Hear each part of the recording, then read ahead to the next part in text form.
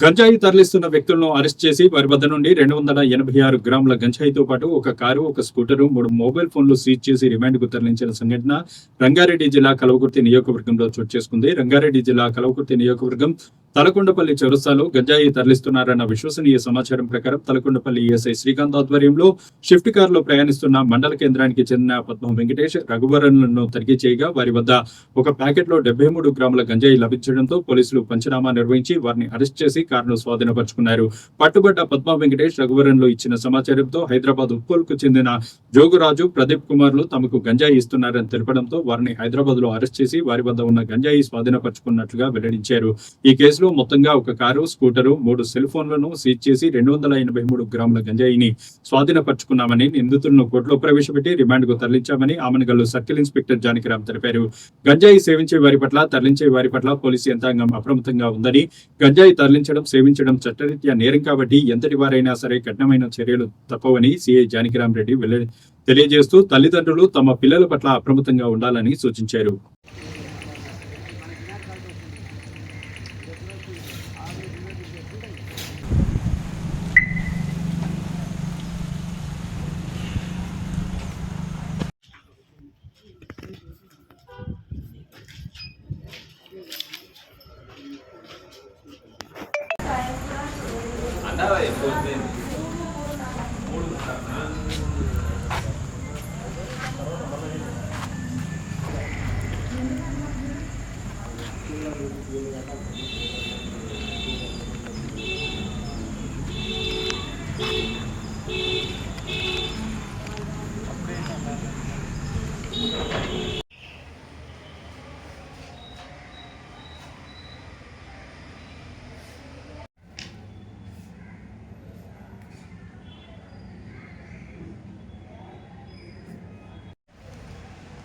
నిన్న 9 ఆగస్టు రోజు ఉదయం 10 గంటలప్పుడు శేఖర్ ఎస్ఐ గారు అనుమానాస్పదంగా ఒక కారు, స్విఫ్ట్ కారు అక్కడి నుంచి వెళ్తుంటే జనరల్ వెహికల్ చెకింగ్లో భాగంగా అక్కడ ఉన్నప్పుడు అనుమానం వచ్చి ఆ కారును ఆపుతారు. ఆపినప్పుడు ఆ కారులో 2 వ్యక్తులు ఉంటారు. ఇక్కడ అనుమానాస్పదంగా తలకొండపల్లి అక్కడ ఊరు బయట దొంగ రోడ్ జంక్షన్ ఉంటుంది.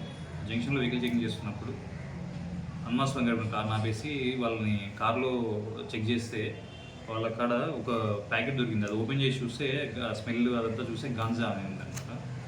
దాన్ని అక్కడే వెంటనే నాకు ఇన్ఫర్మేషన్ ఇచ్చిండు ఎస్ఐ గారు. ఆ తర్వాత అక్కడ దాని గాంజాని వెయిటింగ్ వేయించేసి సీజర్ పంచనామా చేసేసి కార్ని వాళ్ళ కాడ ఉన్న 2 ఫోన్లు సీజ్ చేసి వాళ్ళ కస్టడీలోకి తీసుకోవడం జరిగింది.